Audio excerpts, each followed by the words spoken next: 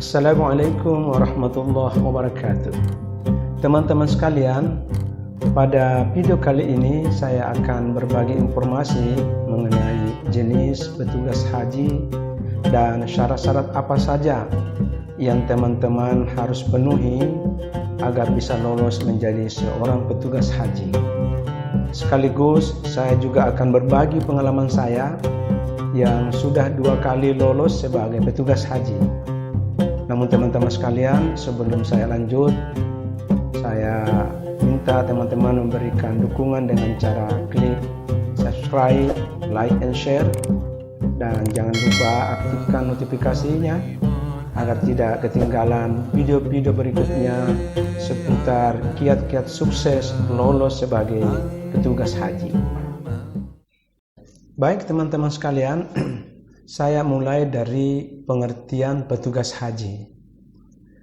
Pengertian petugas haji sebagaimana termaktub dalam pasal 1 Undang-Undang Penyelenggaraan Haji dan Umrah disebutkan bahwa petugas penyelenggara haji itu adalah petugas yang diangkat dan atau ditetapkan oleh menteri yang bertugas melakukan pembinaan, pelayanan dan perlindungan serta pengendalian dan pengorganisasian pelaksanaan operasional ibadah haji di dalam negeri dan atau di Arab Saudi.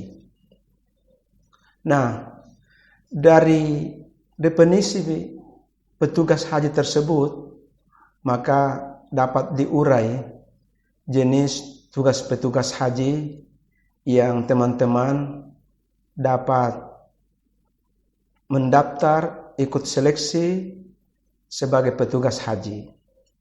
Yang pertama, petugas penyelenggara ibadah haji kloter yang disingkat dengan PPIH kloter. Kemudian yang kedua, petugas penyelenggara ibadah haji Arab Saudi yang disingkat dengan PPIH Arab Saudi. Ini terbagi lagi, ada pelayanan akomodasi, terus ada pelayanan transportasi, ada pelayanan konsumsi, ada bimbingan ibadah yang disingkat dengan bimbat, dan yang kelima yang terbaru adalah pelayanan lansia. Yang ketiga, jenis petugas haji yang teman-teman bisa daftar adalah petugas penyelenggara haji daerah yang disingkat dengan TPHD atau kini disebut dengan PHD, petugas haji daerah. Kemudian yang keempat, ada tenaga musiman, TEMUS.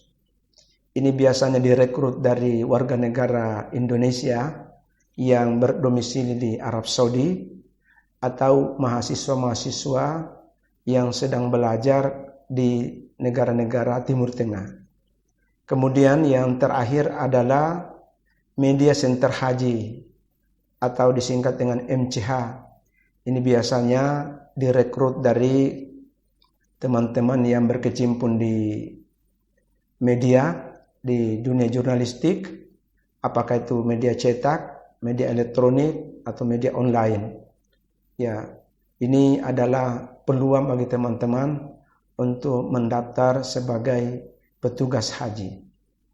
Nah, dengan demikian kita bisa mengatakan bahwa untuk menjadi petugas haji itu ya syaratnya antara lain bisa dari kalangan pegawai negeri sipil, bisa dari unsur TNI dan Polri. Ini biasanya menempati tugas sebagai linjam atau pelindungan jamaah.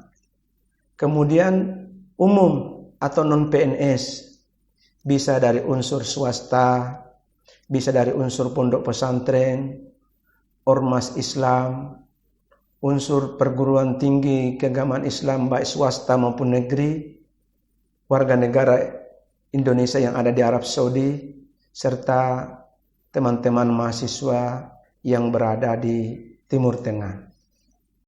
Nah, selanjutnya jenis petugas haji dan syarat-syaratnya. Ini teman-teman penting. diketahui. Pertama, petugas penyelenggara ibadah haji kloter atau disingkat dengan PPH kloter.